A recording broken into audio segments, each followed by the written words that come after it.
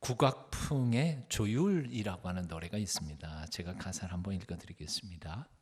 알고 있지, 꽃들은 따뜻한 5월이면 꽃을 피워야 한다는 것을. 알고 있지, 철새들은 가을 하늘 때가 되면 날아가야 한다는 것을. 무엇이 문제인가? 가는 건 모르면서 그저 달리고만 있었던 거야. 지고지순했던 우리네 마음이 언제부터 진실을 외면해 왔었는지. 잠자는 하늘님이여 이제 그만 일어나요. 그 옛날 하늘빛처럼 조율 한번 해주세요. 정답 없던 시냇물이 검게 바다로 가고 드높았던 파란 하늘 뿌옇게 보이질 않으니 마지막 가꾸었던 우리의 사랑도 그렇게 끝이 나는 건 아닌지. 잠자는 하늘님이여 이제 그만 일어나요. 그 옛날 하늘빛처럼 조율 한번 해주세요.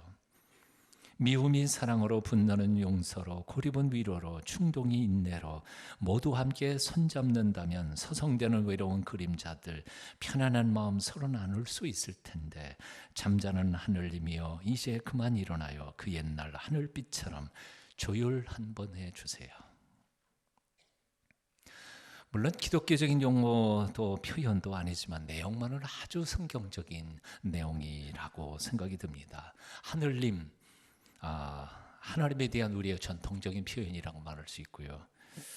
그 옛날 하늘빛, 이게 태고적 하나님의 창조의 빛이라고 설명할 수 있을 것 같습니다. 세상 모든 자연들은 다 때를 따라 제대로 돌아가고 있는데 하나님의 형상대로 지음을 받은 인생들만큼은 때도 잃고 삶의 본분도 잃은 채 문제만 일으키며 마치 고장난 악기처럼 삑삑 어울리지 않는 불협화음의 삶을 살아가고 있는 것. 그러니 태초에 본래 하나님이 우리를 지어주셨던 그 모습 그대로 다시 한번 조율해서 제대로 인생 살아가게 도와주십시오 하고 하는 소원의 노래라 말할 수 있습니다. 사실 생각해 보면 하나님이 주신 자연은 봄, 여름, 가을, 겨울 때를 따라 제대로 제 모습대로 잘 움직여가고 있습니다. 하지만 그 속에 도대체 하나님의 형상대로 지음을 받았다는 인간들만큼은 철도 모르고 밤과 낮을 바꾸어 살고 즐기며 그러다가 보니 몸도 마음도 다 병들어 버렸고 정상과 비정상이 뒤집어진 뒤죽박죽의 세상을 만들어가고 있다는 것입니다. 예전보다 잘 먹고 잘 사는 것 같은데 그렇다고 더 행복해진 건 아닌 게 분명하고요. 예전보다 훨씬 더 편안한 세상을 살고 있지만 그러나 사람들은 예전보다 훨씬 더 사나워져 가고 있는 게 틀림이 없는 것 같습니다. 왜 이렇게 됐을까? 무엇이 그렇게 따뜻한 사람들의 마음을 이토록 사나운 마음으로 서로 경쟁하며 죽고 죽이고 뺏고 빼앗기면서 그렇게 살벌한 세상을 살게 되었을까? 왜 그 모진 한 번밖에 못 사는 그 목숨을 스스로 끊어야 하는 기가 막힌 세상을 만들어 놓게 되었을까? 무엇이 문제인가? 가는 건 모르면서 그저 달리고만 있었던 거야.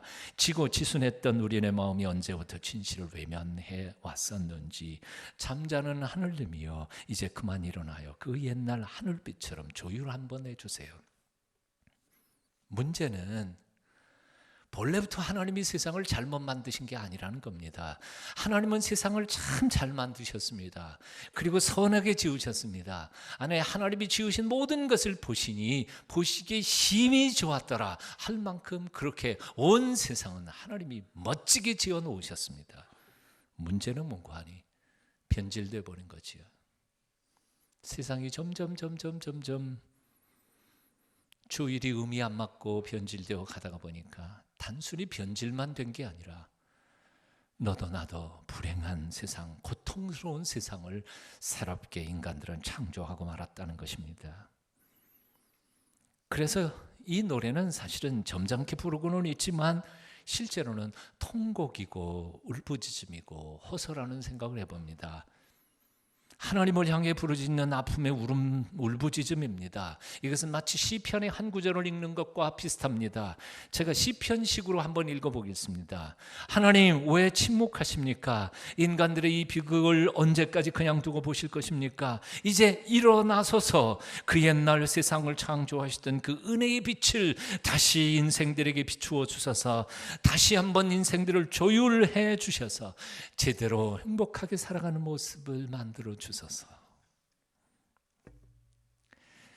여기 아주 분명한 사실이 하나 있습니다. 악기는 스스로를 조율할 수 없다는 사실입니다. 그렇지 않나요? 악기가 스스로 자기를 조율할 수 있어요? 없어요. 피아노는 피아노가 스스로 자기를 조율할 수 없어요. 바이올린 자기가 스스로 조절할 수 없어요. 악기는 스스로를 조율할 수 없기 때문에 언제나 연주자가 연주하기 전에 늘 조율해서 맞춰줘야 합니다. 그리고 연주자가 조율할 수 없을 만큼 그렇게 악기가 음이 변질되어 버리면 그 악기를 만든 제작자에게 다시 돌아가서 처음부터 다시 고쳐서 조율을 해서 데리고 와요. 우리 인생이라는 악기도 마찬가지입니다. 때때로 우리는 우리 자신을 스스로 조율하기도 합니다. 못하는 거 아닙니다. 하지만 워낙 음이 변질되어 버리면, 우리 스스로 조율할 수 없는 상태가 되어 버리면 어쩔 수 없이 우리는 우리를 지으신 창조주 하나님 그분 앞에 나아가 조율 한 번 더 해주시기를 기도할 수밖에 없습니다. 국악품으로 소원을 얘기하면 잠자는 하늘님이여 이제 그만 일어나요. 옛날 하늘빛처럼 조율 한 번 해주세요. 시편의 표현들로 말하면 여호와여 일어나소서. 그 창조의 빛으로, 은혜의 얼굴 빛으로 우리를 다시 한번 새롭게 주옵소서.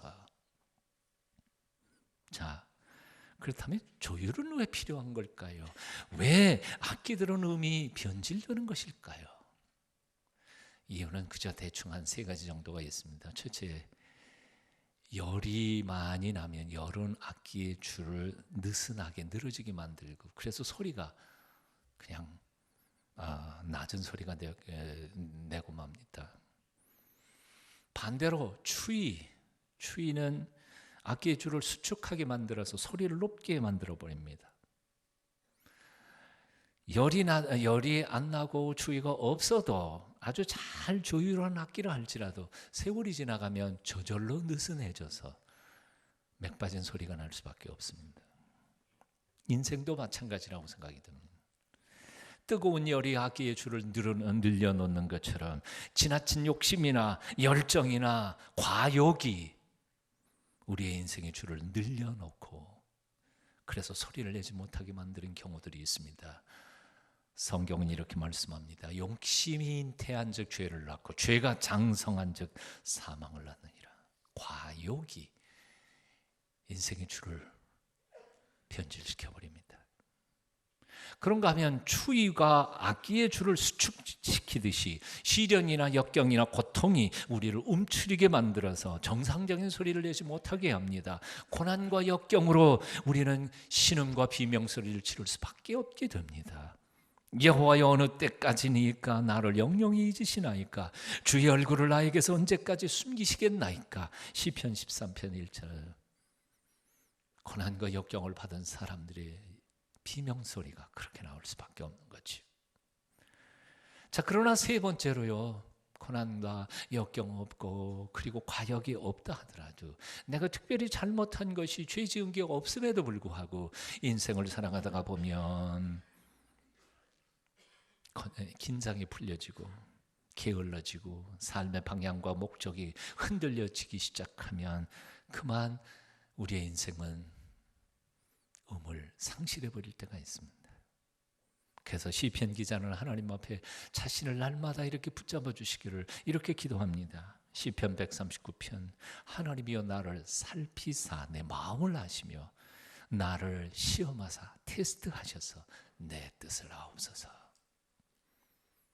하여튼 이런저런 이유 때문에 우리는 시간을 내야 합니다. 시간을 내서 내 인생의 줄을 조율해야 할 필요가 있다 그 말입니다. 이런 이유든 저런 이유든 아니면 게을러졌든 우리는 항상 하나님 앞에 시간을 뚝 떼어놓고 자기 인생을 조율할 시간을 가져야 된다 그 말입니다. 우리 속에 있는 야망, 과욕, 열정, 지나친 열정, 마음을 비워놓고 주님의 도우심을 구해야 합니다. 내가 받은 상처, 시련, 아픔, 고통 이런 것도 십자가 앞에 내어놓고 주님의 치유하시는 손길을 경험해야 합니다. 치료받아야 돼요. 아픈 상태로는 다른 사람도 아프게 해요. 자기 속에 상처가 있는 사람은 다른 사람 공격하게 돼 있어요. 그러니까 자기 마음 상처 치료받아야 돼요. 게을러서 그냥저냥 살아가게 됐다면 다시 자신의 삶을 돌이켜보며 정신을 바짝 차리고 다시 일어서서 하나님의 영광을 위해서 뛰고 달릴 결단을 해야 한다, 그 말입니다. 한번 따라해 보실래요? 창조주 하나님, 그 은혜의 얼굴빛으로 내 인생 다시 한번 조율해 주세요. 오늘 이 아침 여러분의 기도 제목이 되시기를 축원합니다. 오늘은 2000년 전 예수님께서 예루살렘 성으로 입성하신 종려주일입니다. 유대인들이 종려나무 가지를 흔들며 예수님을 메시아로 영접했다 그래서 palm Sunday, 종려주일이라 그렇게 부릅니다. 이날을 기점으로 해서 한 주간을 우리는 고난주간으로 지냅니다. 우리의 신앙의 선배들은 이 한 주간을 통해서 자신의 인생도 조율하고 자신의 신앙도 느슨해졌는지 아니면 빡빡해졌는지 하나님 앞에 온전히 바로 살지 못한 자신의 삶을 조율해 가면서 바로 서게 하는 한 주간이 바로 이 한 주간입니다. 사랑하는 여러분, 이 한 주간을 그냥 보내지 않기를 바랍니다. 여러분의 삶 속에 변질된 음률들을 다시 다져봐서 음을 조율하고 하나님 앞에 부활주일에는 기쁘고 즐거운 마음으로 여러분의 영성과 마음과 가정생활과 직장생활과 여러분의 인간관계가 다 정상적으로 조율돼서 건강하고 아름다운 멜로디로 부활주일 날 아침 하나님 앞에 영광을 돌릴 수 있게 되기를 축원합니다. 조율되지 않은 악기로 연주하는 음악일 수 없어요. 그건 소음이에요. 조율되지 않은 인생이 살아가는 삶은 결코 행복한 인생이 될 수 없어요. 자신도 불행하지만 옆에 있는 사람도 괴로워요. 여러분, 조율되지 않은 악기 소리 들어보신 적 있으세요? 예? 저 양반이 쥐고 있는 거는 저건 바이올린이에요. 그렇지만 초등학교 3학년짜리 아이가 이제 겨우 배우는 아이가 쥐인 그건 바이올린이 아니라 깽깽이에요. 깽깽이 소리 들어보셨어요? 아이고, 빽빽빽 그런 그 소리 듣고 싶지 않아요. 조율되지 않은 인생이 옆에 있으면요, 인생 정말 괴로워요. 듣기도 힘들고요. 이 한 주간 동안 여러분의 인생을 조율하시기를, 아름다운 노래와 멜로디와 화음이 여러분의 인생 속에서 나오기를 축원합니다. 그러니까요, 지난 5주 동안 새벽기도 안 나왔어도 이번 주만은 나오셔야 돼요. 예? 내일 아침 봅시다. 제가 그렇게 보자는데 저 빼놓고 우리 주님이 여러분들을 보고 싶어 하시는데 주님 만나시는 귀한 시간 되셨으면 좋겠습니다. 아무리 멀어도요, 아무리 멀어도 저 분당 천안에서도 오시는데 꼭 오십시오. 어느 교회에서 아름다운 올겐 소리가 들려왔습니다. 지나가던 행인이 그 아름다운 소리에 끌려서 들어갔습니다. 조율사가 마치 몸을 조율하고 있었습니다. 처음에는 삑삑빽빽 하더니 조금 후에는 그 모든 음들이 화음을 내면서 그야말로 멋진 천성의 음악이 탁 울려 퍼지기 시작했습니다. 옆에서 그걸 지켜보던 행인이 마술 같은 그 행위에 대하여 이야, 대단하다 그러면서 이렇게 물었습니다. 아니, 그 많은 건반의 음들을 어떻게 그렇게 잘 조율을 할 수 있습니까? 조율사가 대답했습니다. 간단합니다. 이 많은 건반의 음들을 한꺼번에 조율하려면 저도 못하죠. 하지만 방법이 있습니다. 기본음 하나만 딱 잡아 놓으면 그 다음에 그냥 옆에서 맞추면 다 맞아집니다. 우리 인생살이는 너무 복잡합니다. 아니, 복잡한 정도가 아니라 혼잡합니다. 세상에 문제 아닌 것이 없고 걱정거리 아닌 것이 없습니다. 돈 문제, 직장 문제, 결혼 문제, 자식 걱정, 건강 걱정, 노후 걱정, 인간관계, 어느 하나만 생각해 봐도 머리가 복잡하지 않아요? 신경 쓸 일이 한두 가지가 아닙니다. 그런 문제와 걱정들이 한꺼번에 뒤섞여서 엉켜 돌아가면요, 미치잖아요. 그게 우리의 인생이에요. 이런 복잡한 인생의 문제들을 한꺼번에 고쳐보겠다고 들어서면 그거 할 수 있는 사람이 아무도 없어요. 못해요. 어떻게 그게 가능해요? 그건 고쳐지지가 않아요. 그러나 그것도 간단해요. 하나만, 기본음만 하나 먼저 잡아놓으면 되지요. 기본음, 그거 하나만 잡으면 그 다음에 다른 것들은 거기에 맞추어서 가다가 보면 맞아지는 거지요. 신학생 시절에 중창단 멤버로 공연을 다닌 적이 있습니다. 미국도 제가 한 달 갔다 온 거 아니에요.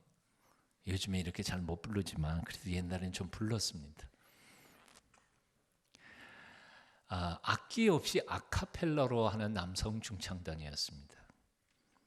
가끔은 음이 처지거나 혹은 음을 잡기가 힘들 때가 있습니다. 저희를 지도하시던 음악 교수님이 우리하고 같이 따라다니시면서 음이 좀 이상하다 그러면 주머니에서 뭐 하나 꺼내요. 뭔지 아세요? 주머니에서 하나 꺼내면 소리굽새가 있어요. 땡, 머리에다도 치고 여기도 치고 땡, 아마 A음이었던 것 같아요. 땡 그러면 하면 그 음에 다 자기 음들 맞추면 화음이 다 나오죠. 그거 하나 기가 막힌 물건이에요.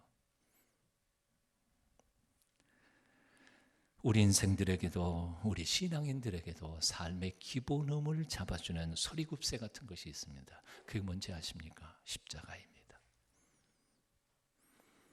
십자가는 신앙인들이 때때로 잃어버리는 신앙의 기본음을 되찾아주는 하나님이 주신 선물입니다. 사도 바울은 오늘 본문에서 이렇게 말하고 있습니다. 그러나 내게는 우리 주 예수 그리스도의 십자가 외에 결코 자랑할 것이 없나니 그리스도로 말미암아 세상이 나를 대하여 십자가에 못 박히고 내가 또한 세상을 향하여 그러하도다. 나도 세상을 향하여 이미 죽었다.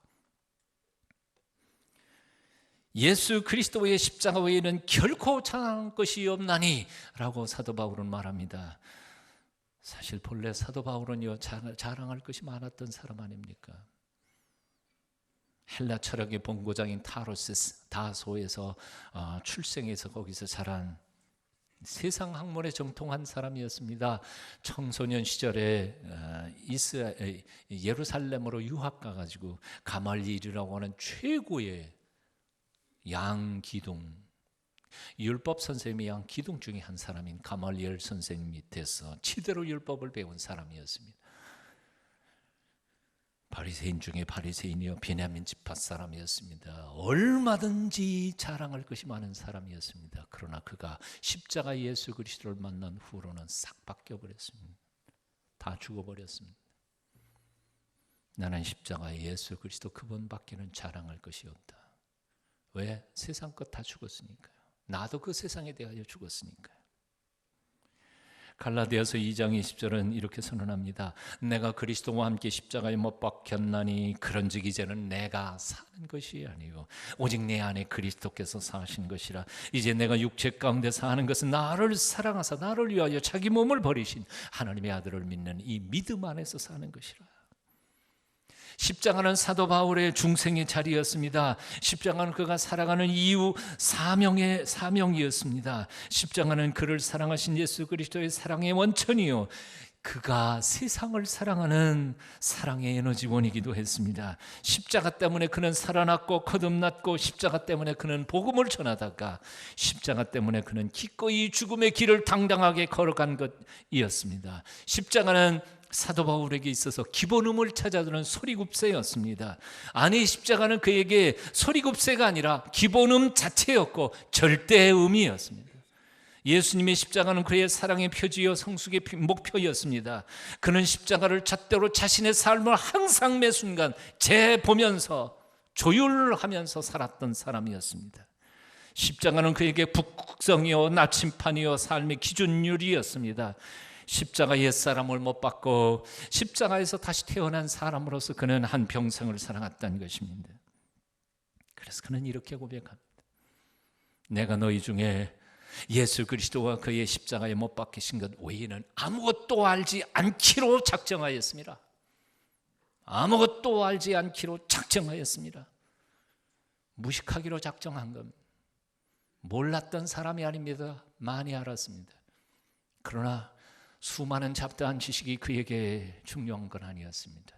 자신의 생명과 영혼을 살리는 지식 하나면 끝입니다.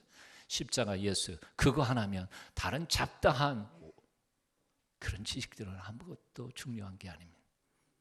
다 버렸습니다. 나는 십자가만 알기로 작정하였습니다.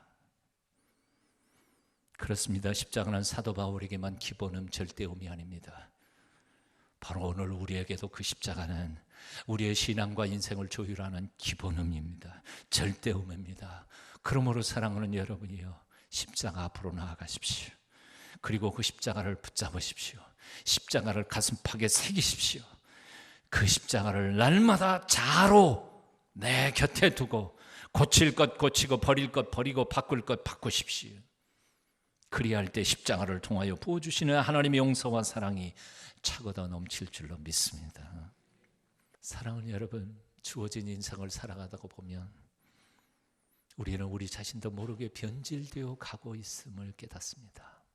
내가 원했던 삶도 아니고 하나님이 내게 원하는 삶도 아닌데 세상이 불러주는 노랫가락에 도취돼서 그냥 끌려가다가 보면 그냥 저냥 그럭저럭 살다가 보면 내 삶에 거룩한 신앙의 음료를 잃어버립니다.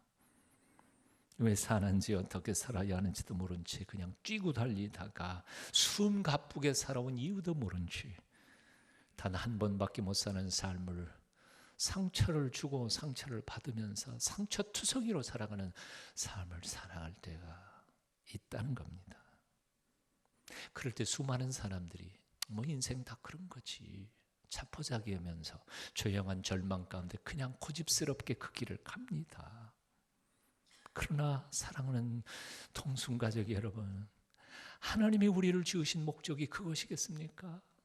그럭저럭 그렇게 살다가 죽는 게 하나님이 우리를 창조하신 목적이겠느냐 그 말이에요. 하나님이 나를 이 세상에 보내신 이유가 그냥 그럭저럭 살다가 상처 주고 상처받으며 살다가 그냥 죽어서 흙이 되는 것, 그게 하나님이 나를 이 세상에 보내신 목적일 거라고 생각하시느냐 그 말이에요. 아니잖아요.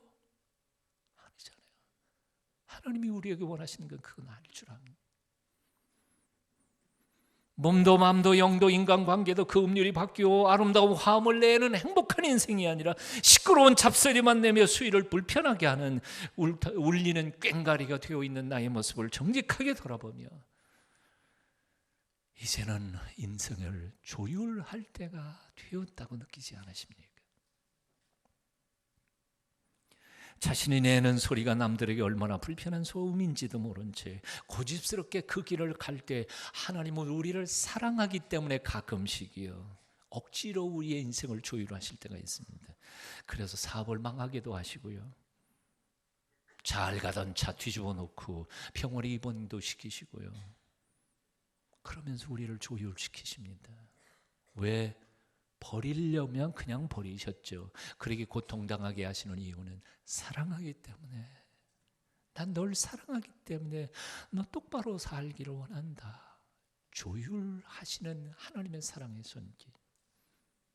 사랑하는 동순가족 여러분, 하나님이 억지로 내 인생을 당신이 강제로 조율하시기 전에 여러분 스스로, 저 스스로가 하나님 앞에 나와 자신의 인생을 조율하는 성숙하고 거룩한 하나님의 사람들이 다 되시기를 축원합니다.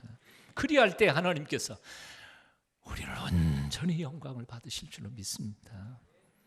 이번 고난 주간 동안에 성공 실패의 문제 아니고 잘 살고 못 살고의 문제가 아니라 하나님의 마음에 꼭 드는, 하나님의 마음과 내 마음을 조율해서 그분의 뜻대로 살아가기로 결단할 때 그동안 시끄러운 소리가 났던 우리의 인생 바꾸어 아름다운 하모니를 이루어가는 행복한 인생 되도록 인도해 주실 줄로 믿습니다.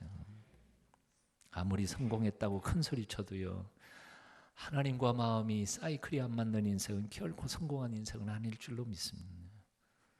다른 사람들이 보기에는 어떻게 보일지 몰라도요, 하나님 마음에 꼭 드는 인생을 살아가는 사람은 반드시 성공하고 하나님의 축복 가운데 살아가게 될 줄로 믿습니다. 영성훈련이라는 게 뭡니까? 복잡하게 생각할 거 없습니다. 40일 금식할 필요도 없고 밤을 새워 처리할 필요도 없고, 영성훈련의 핵심은 하나님 아버지의 마음과 내 마음의 사이클을 맞추는 겁니다. 조율하는 겁니다. 하나님이 가시기를 원하실 때 제가 가고, 하나님이 멈추기를 원하실 때 제가 멈추는 겁니다.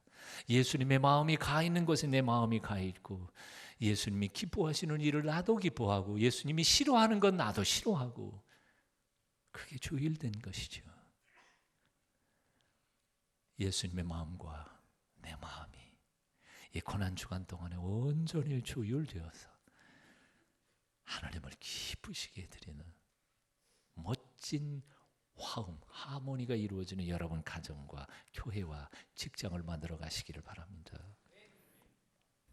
어느 방송국에 산꼭대기 외딴 목장에서 홀로 양떼를 치는 한 목동에게서 편지가 왔다 그럽니다. 그 편지의 내용은 이런 것이었습니다. 저는 이 산 꼭대기에서 양떼를 치는 사람으로 저희는 유일한 낙은 바이올린을 켜는 것인데, 너무 오랜 동안 이 바이올린 조율을 못했습니다. 그 음이 좀 이상해졌는데 음을 들을 수가 없으니, 그래서 귀 방송국에서 피아노로 A 땅 한 번만 쳐주십시오. 그러면 그 방송국에서 들려오는 그 소리로 자기 바이올린 조율을 하겠다는 겁니다. 이 글을 읽으면서 제가 참 아름다운 그림을 봤어요. 하늘에서부터 울려오는 예수님의 그 소리, 세미하게 우리 양심을 통해서 들려주시는 그 하늘의 소리를 딱 들으면서 내 마음을 거기에 조율해 가려고 애쓰고 노력하는 성숙한 그리스도인들의 아름다운 모습이 바로 이 목동의 모습이 아닙니까? 이 한 주간 여러분의 삶의 모든 영역에 예수 그리스도의 십자가의 절대음으로 조율하심으로 멋진 아름다운 멜로디가 여러분의 인생에 다시 시작되기를 축원합니다. 기도하겠습니다.